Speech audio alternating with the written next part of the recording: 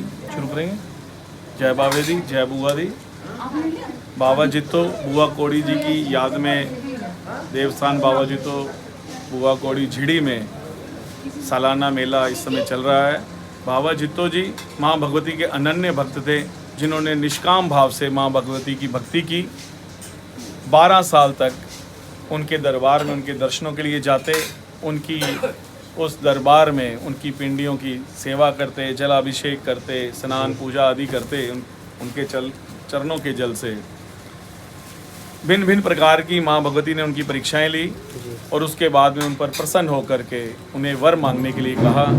तो बाबा जी ने कुछ भी वर मांगने से इनकार कर दिया, क्योंकि उन्होंने कहा कि मेरे मन में कोई भी भाव नहीं, मैं सिर्फ आपकी पूजा करना चाहता हूँ, आपकी सेवा करना चाहता हूँ। आपके चरणों के जल से जब तक मैं स्नान ना करूँ, आपकी पूजा सेवा ना करूँ, तब तक मेरा दिन आरंभ नहीं होता।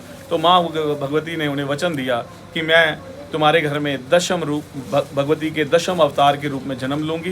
5 साल तक तुम्हें अपनी बाल लीलाएँ दिखाऊँगी। उसके बाद में कुछ ऐसे घटनाक्रम होंगे कि समाज के लिए आप अपने जीवन को आहूत कर दोगे और मैं आपके साथ सती हो जाऊंगी, जिससे कि चिरकाल तक, जब तक सूरज चांद रहेगा, तब तक इस संसार में बाबा जित्तो और बुआ कोड़ी जी का नाम रहेगा।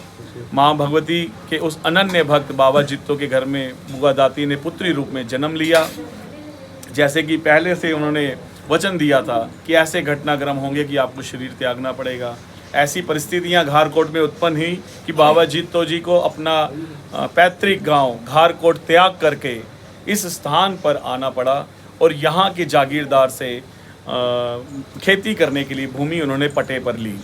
उस समय जो यहाँ का जागीरदार विधि वीर सिंह मेहता, उसने उनसे ये पट्टे पर करार किया कि बाकी जितने भी किसान हैं उन सभी किसानों से मैं कर के रूप में, लगान के रूप में आधा हिस्सा फसल का लेता हूँ। चूंकि मैं आपको बंजर कदीम एक जंगल जो है उसकी जो जमीन का हिस्सा बंजर जो था वो देने जा रहा हूँ, तो इसलिए आपसे मैं चौथा हिस्सा ही फसल का लूँगा।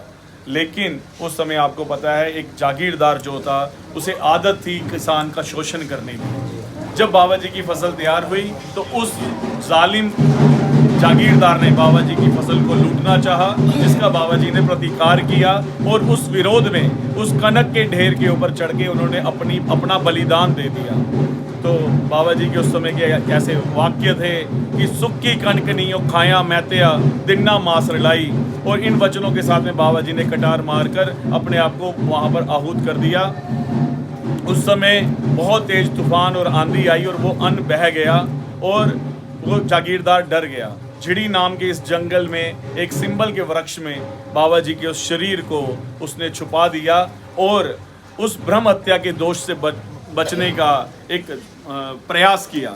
लेकिन बाद में बुआ दाती जो माँ भगवती की अंशावतार थी, उन्होंने उनके शरीर को ढूंढा। इस स्थान के ऊपर चिता के साथ बाबा जी के साथ में वो सती हो गई। पूरे भारतवर्ष में ये एकमात्र ऐसा उदाहरण है जहाँ 5 साल की कन्या जो कि अबोध है लेकिन माँ भगवती का अवतार है और अपने पिता के साथ में सती हो जाती है, ताकि पूरी दुनिया में सभी को ये संदेश जा सके कि एक बच्ची जो है अपने पिता के लिए क्या कुछ कर गुजर सकती है।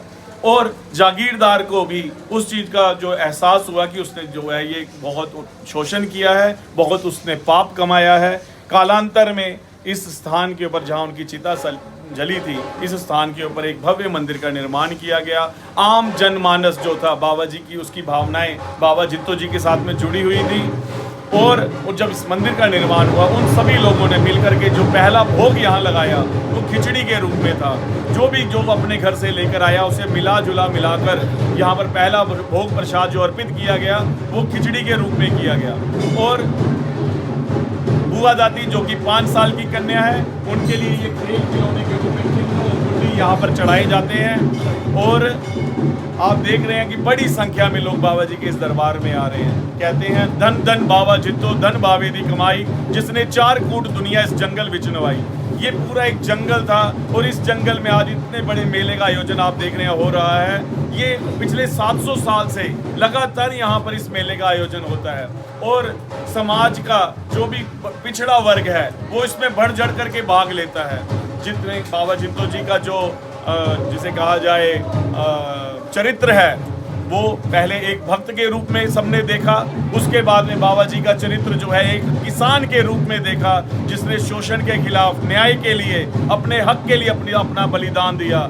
और बाद में आप देख पा रहे हैं बाबा जी का चरित्र जो है एक देव रूप में है। जो भी बाबा जी के दरबार में भटका भूला आता है, जो भी मनोकामना मनोरथ उसके होते हैं उसके यहाँ से परिपूर्ण होते हैं और फिर वो खुशियों से बाबा जी के दरबार में हाजिरी लगाने के लिए आता है। आज इस भव्य मेले में लाखों की संख्या में लोग बाबा जी के दरबार में आ रहे हैं, तो ये प्रमाणित करता है इस बात को कि बाबा जी का जो सत्ता है वो सत्य है और हर कोई बाबा जी को कुल देवता के रूप में धारण कर रहा है।